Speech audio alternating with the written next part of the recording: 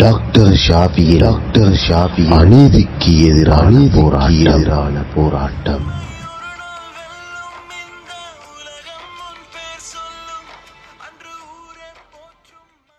பாகம் 17. மீண்டும் டாக்டர் ஷாஃபி பேசுகிறேன். தலைக்கு 25 லட்சம் ரூபா என்ற அடிப்படையில் நால்வரின் சரீரப்பிணை, 2.5 லட்சம் ரூபா பணத்தொகை ஆகியவற்றின் அடிப்படையில் எனக்கு பிணை வழங்கப்பட்டது. மற்றொரு நிபந்தனையாக ஒவ்வொரு வாரமும் ஞாயிறு அன்று கொழும்பில் குற்றப்புலனாய்வு திணைக்களத்திற்கு சென்று கையெழுத்திட வேண்டும் என்று உத்தரவிடப்பட்டிருந்தது. எனவே ஒவ்வொரு ஞாயிறன்றும் காலை 9 மணிக்கும் பகல் 1 மணிக்கும் இடையில் தொடர்ந்து சென்று கையெழுத்திட வேண்டியிருந்தது. கொழும்பில் நான் தங்கியிருந்த வரை இது ஒரு பிரச்சினைக்குரிய விடயமாக இருக்கவில்லை. நாட்கள் நகர வெளிச்சூழலின் அழுத்தத்தின் காரணமாக இவ்வாறு தொடர்ந்து செல்வதை பாதுகாப்பற்ற ஒரு நிலையாக உணர ஆரம்பித்தேன். அடிக்கடி வெவ்வேறு வாகனங்களில் செல்வது, ஒரே பாதையால் பயணிக்காதிருப்பது போன்ற வழிகளை மேற்கொண்டு வந்தேன். எப்படியான முயற்சிகளை மேற்கொண்டாலும் திணைக்களம் அமைந்திருக்கும் அதே இடத்துக்குத்தானே கையெழுத்திடச் செல்ல வேண்டியிருந்தது. கட்டிடத்தின் நடைவழி பாதையில்தான் கையெழுத்திடும் பதிவு புத்தகம் வைக்கப்பட்டிருக்கும். கையெழுத்திட எடுக்கும் நேரம் வெறும் 20 செகண்ட்கள் மாத்திரமே. பெயர், அடையாள அட்டை இலக்கம், வழக்கு இலக்கம், அடுத்த கையெழுத்துக்காக வரும் திகதி ஆகியவற்றை தான் அந்த பதிவு புத்தகத்தில் எழுத வேண்டும். அவ்வளவுதான். இவற்றை குறிப்பதற்குத்தான் நான் வாரம் அங்கு செல்ல வேண்டியிருந்தது. நான் பிணையில் வெளிவந்த போதும் என் மீதான அச்சுறுத்தல் அல்லது என்னை ஒரு குற்றவாளியாகவே ஆக்கிவிடும் முயற்சிகள் குறைவடையவில்லை. குறிப்பிட்ட சில ஊடகங்கள் தங்களது திருவிடையாடல்களை தம்பாட்டில் தொடர்ந்து நடத்தி கொண்டே இருந்தன. எதிர்வரவுள்ள ஜனாதிபதி தேர்தலை குறிவைத்து ஒரு குண்டுவெடிப்பு நிகழ்த்தி அதில் என்னை சிக்க வைக்க இடமுன்றி என்று ஒரு ஊடக அமைப்பு என் மனைவியிடம் சொல்லியிருந்தது. அவ்வமைப்பினர் என் மனைவியை நான் தடுப்பு காவலில் இருந்த காலத்தில் அறிந்திருந்தார்கள். இது ஓர் எச்சரிக்கைதான். இதனால் மேல் மாகாணத்திலோ அதனை அண்டிய மாகாணங்களிலோ தங்கியிருப்பதற்கு நாங்கள் பயப்பட்டோம். எனவே எனது மனைவி கல்முனை வைத்தியசாலை ஒன்றுக்கு மாற்றம் பெற்றுக்கொண்டார். இந்த ஏற்பாடுகளை செய்வதில் எனது மனைவியின் பங்கும் பிரயத்தனமும் மிக அதிகமானது. பிள்ளைகள் மூவரையும் கல்முனை பாடசாலைகளுக்கு மாற்றிக்கொண்டோம். எல்லாம் சரி என்று ஆன பிறகும் வேறு ஒரு பிரச்சனையை எதிர்கொண்டோம். எங்களது பிள்ளைகள் ஆங்கில, சிங்கள மொழிகள் மூலமே கற்றிருந்தார்கள்.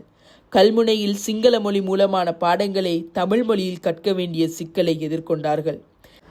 வீட்டில் தமிழ் பேசினாலும், சூழலில் உறவுகளோடு தமிழ் மொழியில் உறவாடினாலும் கூட கற்றதும் கற்க வேண்டியதும் சிங்கள மொழி மூலமாக இருந்ததால் திடீரென தமிழ் மொழியை கற்பது அவர்களுக்கு பெரும் அசௌகரியமாகவே இருந்தது.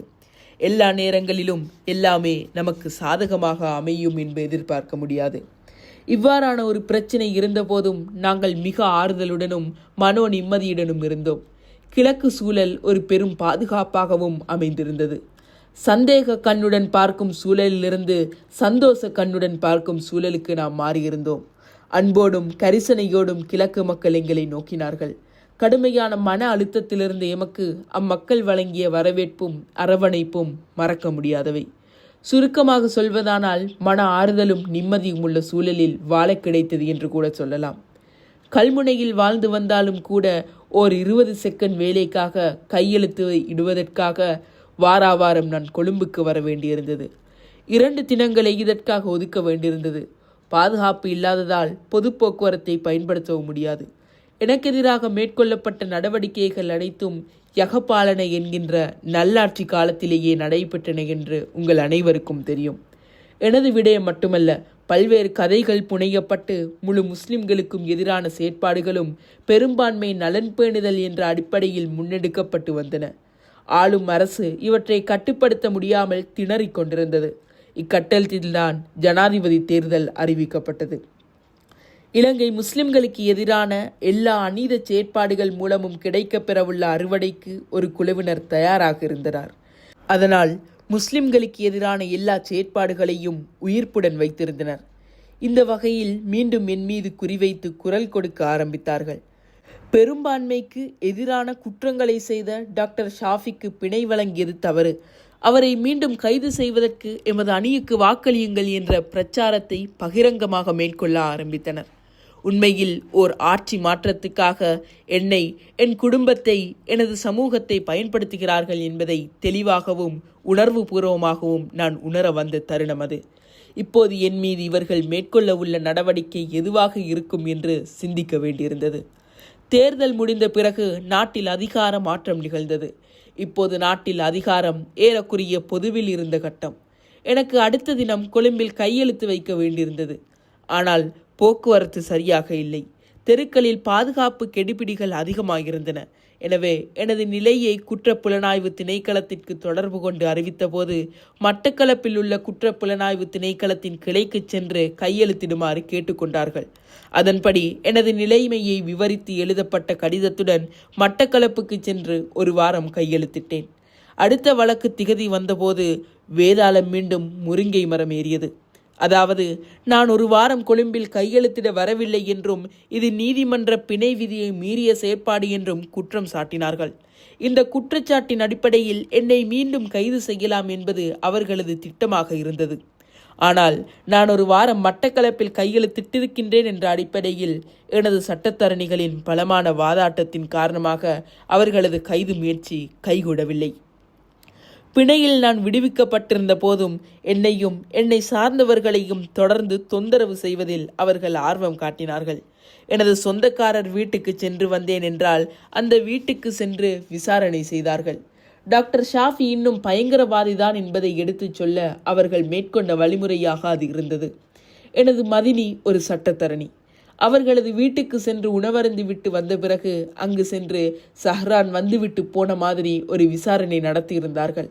அரசியல் மயப்படுத்தப்பட்ட ஒரு போலீஸ் கோட்ஸியே இதற்கு பயன்படுத்தப்பட்டு வந்தது. அவர்களும் தங்கள் தொழில்களை பாதுகாத்துக் கொள்வதற்காக நான் போகும் வரும் இடமெல்லாம் எனக்கு பின்னால் அலைந்து திரிந்தனர். இவ்வாறு காலம் நகர்ந்து கொண்டிருக்கையில் அசோக ஏகநாயக்க என்ற ஒரு பேராசிரியரின் தொடர்பு எனக்கு கிடைத்தது. பல் மருத்துவ பிரிவின் துறை தலைவராக பல்கலைக்கழகத்தில் பணியாற்றிய ஒரு கண்ணியமுள்ள மனிதர் அவர். பேராசிரியர் சித்திக் மூலமாகவே இவரது தொடர்பு எனக்கு ஏற்பட்டது. எனக்கு ஏதாவது ஒரு உபகாரம் செய்ய வேண்டும் என்ற ஒரு பெருந்தன்மையுடன் அவர் என்னுடன் பேசினார். அவர் மூலமாகவே எனது மகனுக்கு கண்டியில் பாடசாலை கிடைக்கும் வாய்ப்பு ஏற்பட்டது. அது மட்டுமல்ல, கல்முனையிலிருந்து கண்டிக்கு எமது இருப்பிடத்தை மாற்றிக்கொள்வதற்கான எண்ணமும் உருவாயிற்று. பிள்ளைகளின் கல்வி சூறாவளியில் அகப்பட்ட கப்பல் போல் தள்ளாடி கொண்டிருந்தது. கண்டிக்கு மாறுவதன் மூலம் அவர்கள் ஆரம்பத்தில் கற்று வந்திருந்த கற்றலை அப்படியே தொடர்வதற்கு வாய்ப்பாக அமையும் என்று நம்பினோம். அவரிடம் நாம் விடுத்த கோரிக்கையும் அதுதான். அவரும் தன்னால் இயன்ற அத்தனை முயற்சிகளையும் மேற்கொண்டு கண்டி ட்ரினிட்டி கல்லூரியில் எனது மகனுக்கு அனுமதி பெற்று தந்தார். இது எனது வாழ்நாளில் ஒரு பெரும் அடைவு என்றுதான் நான் கருதுகிறேன். இப்போது கண்டியை நோக்கி நகர்வதற்கான ஏற்பாடுகளை செய்ய ஆரம்பித்தோம். 2020 ஜூலை மாதத்தில் இதற்கான முயற்சிகளை மேற்கொள்ள தொடங்கினோம். ஏறக்குறைய கொரோனா பரவலின் காலம் என்று சொல்லலாம். எனது மனைவியும் கண்டி வைத்தியசாலைக்கு வருடாந்த இடமாற்றத்திற்கு விண்ணப்பித்திருந்தார். மகனுடைய பாடசாலைக்கான அனுமதி ஜூலை மாதமே கிடைத்துவிட்டது. 2 பெண் பிள்ளைகளுக்கும் கண்டி பதியுதீன் பாலிகாவில் அனுமதி கிடைத்தது. அனுமதியை பெற்றுத்தர பாடசாலை அதிபர் ஷிஹானா ரஹீம் பெரிதும் எமக்கு உதவினார். ஆனாலும் கொரோனா தொற்று காரணமாக நாடு முழுவதும் பாடசாலைகள் மூடப்பட்டன. பாடசாலைகள் திறக்கப்பட்டதும் அவர்கள் அவர்களது கல்வியை தொடர ஆரம்பித்தார்கள். படிப்படியாக நானும் வெளியிறங்கி நடமாடத் தொடங்கினேன். என்னுடைய தனிப்பட்ட சிகிச்சை கிளினிக்கை குருநாகலில் தொடங்கி முதலில் வாரத்துக்கு ஒரு தினமும் இப்போது வாரத்துக்கு 2 தினங்களும் நடத்தி வருகிறேன். எனக்குரிய சம்பளம் வழங்கப்படாதிருந்த போதும் எனது தனிப்பட்ட மருத்துவ சேவை மூலம் சமாளித்து கொண்டு வந்தேன். யார் என்ன செய்தாலும் நம்மை படைத்த அல்லாஹ் நம்மை கைவிட மாட்டான். யாருடைய உணவும் எந்த மனிதரிடமும் இல்லை. அதை அல்லாஹ் தந்தான், தருகிறான். இதன் மூலம் யார் எதை செய்தாலும் அதற்கு மேல் இயங்கிக் கொண்டிருக்கும் சக்தியாக அல்லாஹ் இருக்கின்றான் என்ற நம்பிக்கை எல்லா நாட்களிலும் என்னிடம் இருந்தது, இருக்கிறது. சந்தோஷம் வந்தது என்பதற்காக நாம் துள்ளி குதிக்கவும் தேவையில்லை. சஞ்சலம் வந்தது என்பதற்காக கலவரப்படவும் தேவையில்லை. நாட்டின் அரசியல் பொருளாதார நிலைமைகளை பார்க்கின்ற போது எல்லாவற்றையும் தாண்டி ஒரு சக்தி இயங்கிக் கொண்டிருக்கிறது என்பதை நாம் பார்க்கிறோம். உண்மை எப்போதும் வெல்லும் என்பதை இன்றைய சூழலில் வாழும் மக்களுக்கு ஓர் அத்தாட்சியாக காணக்கூடியவாறு அல்லாஹ் எனது விடயத்தை ஆக்கியிருக்கின்றான். இந்த நாடு முன்னேற வேண்டுமாக இருந்தால் இனங்களுக்கிடையிலான ஒற்றுமை உருவாக வேண்டும். இல்லாத பட்சத்தில் நாடு பின்னோக்கியே செல்லும். மக்களை இனரீதியாக பாகுபடுத்தி பார்ப்பதை முற்றுமுழுதாக கைவிட்டு அனைவரும் இலங்கையர் என்ற நிலைப்பாட்டுக்கு வந்தாக வேண்டும். மிகவும் அற்ப விடயமான இனவாதத்தை ஈனத்தனமான முறையில் இலங்கை அரசியலில் பயன்படுத்திய கதையின் ஓர் பிரதான அத்தியாயம்தான் எனது கதை. டாக்டர் ஷாஃபி அநீதிக்கு எதிரான போராட்டம்.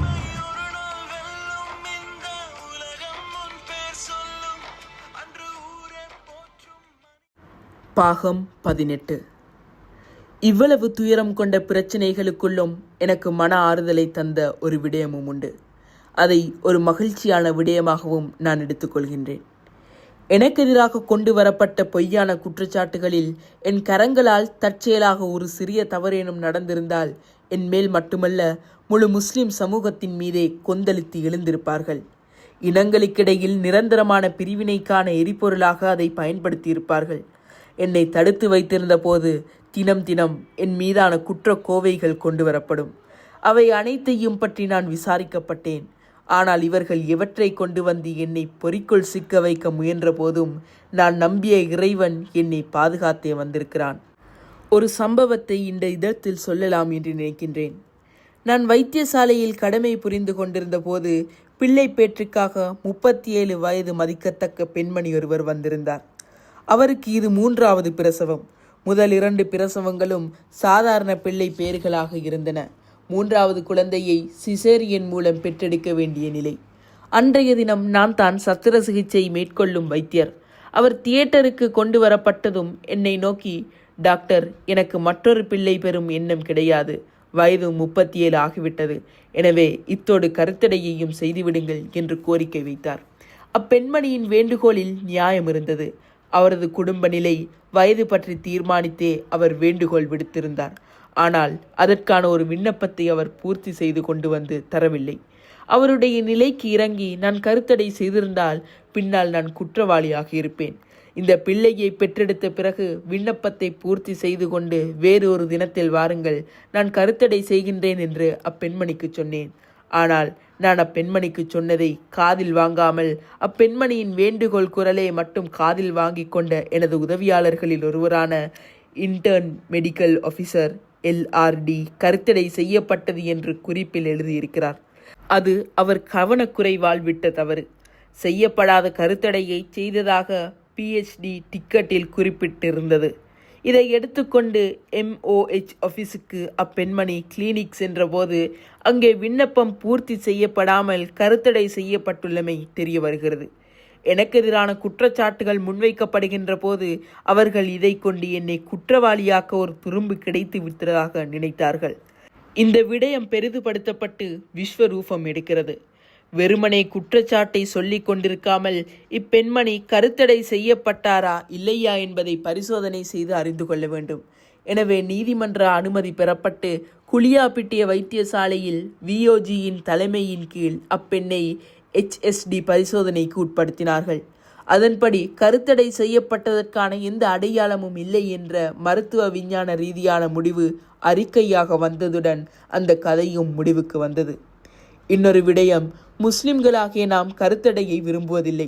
விருப்பம் இல்லாமல் இருந்த போதும் எனது மேலதிகாரி உத்தரவிடுகையில் ஒரு வைத்தியராக அதனை நான் மேற்கொண்டே ஆக வேண்டும் என்ற விடயத்தையும் புரிந்து கொள்ள வேண்டும். தொழில் நிமித்தம் அதை செய்தாக வேண்டிய நிர்பந்தம் ஒன்றிருக்கின்றது. இவ்வாறுதான் சில கருத்தடைகளை செய்ய வேண்டி வந்ததே தவிர நானாக விரும்பி செய்தவை அல்ல அவை.